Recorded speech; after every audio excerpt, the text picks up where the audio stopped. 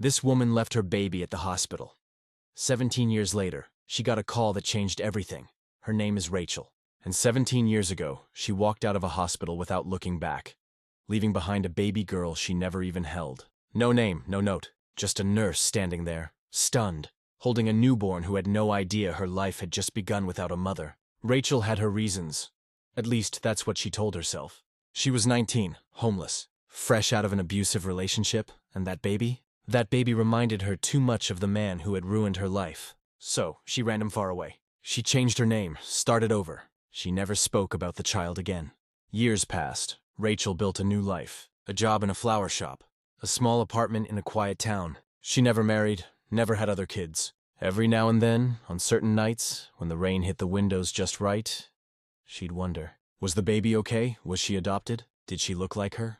But Rachel never tried to find out. Until one Thursday afternoon, everything changed. Her phone rang, unknown number. She almost ignored it, until something told her to pick up.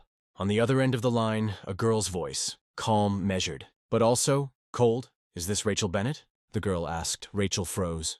No one had used her real name in over a decade. "Yes," she said quietly. "Who is this?" There was a pause. Then the voice replied, "I think you're my mother."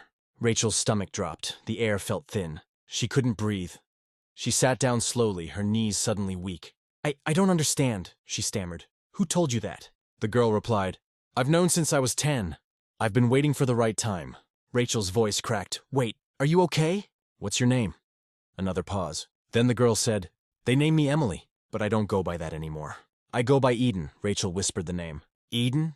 The girl said she didn't want money. She didn't want an apology. She just wanted one thing, a meeting. 1 hour, one coffee shop. No cameras, no big scene. Rachel agreed. They met the next day. When Rachel saw her, she knew instantly, the same eyes, the same slight bend in the nose. Eden looked like her. And like someone else too. The man Rachel had tried so hard to forget. Eden sat down, crossed her arms, and stared at the woman who left her. Rachel tried to speak, but her throat tightened. "I'm sorry," she finally said, tears forming in her eyes. "I was scared. I was alone. I thought I was doing the right thing." Eden didn't blink. "You thought disappearing would fix it?" Rachel shook her head. "I wasn't thinking straight. I've regretted it every day." Eden leaned in. Her voice was low, almost sharp. "I was in foster care for 12 years. I've been in 6 homes. I learned how to survive before I learned how to read." Rachel's heart shattered. She reached out, but Eden flinched. "I'm not here for you to make it right," Eden said. "I'm here to tell you what you missed." Then she began. Eden talked about the loneliness, the nights crying into a pillow, the birthdays that passed without candles, the day she got expelled from school for punching a boy who called her a throwaway, the therapy, the self-harm. The night she almost didn't make it, Rachel sobbed silently. Every word cut deeper than the last. Eden ended with this, "But I made it. Not because of you, in spite of you." She stood to leave. Rachel, desperate, whispered, "Can we start over?" Eden turned. "I didn't come here for a reunion. I came here to show you what walking away costs." She reached into her bag, pulled out a folded photo, and dropped it on the table. It was a picture of a young girl, maybe 7, smiling brightly with 2 missing front teeth and a messy birthday cake on her face. On the back it read, "In case you ever wonder what you gave up." Rachel clutched the photo as Eden walked out the door. She sat there for an hour, maybe 2, holding that photo like it was all she had left in the world. Later that night, Rachel sent one last message. "I don't deserve your forgiveness, but I will be here. Forever, no more running." She didn't get a reply. But a week later, someone slid a note under her door.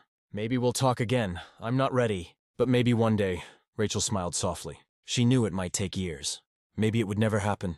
But for the first time in 17 years, she wasn't hiding anymore. Some wounds take years to heal. Some may never heal at all.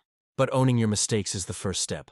If this story touched you, share it with someone who needs to hear it. And remember, forgiveness is hard, but so is carrying hate.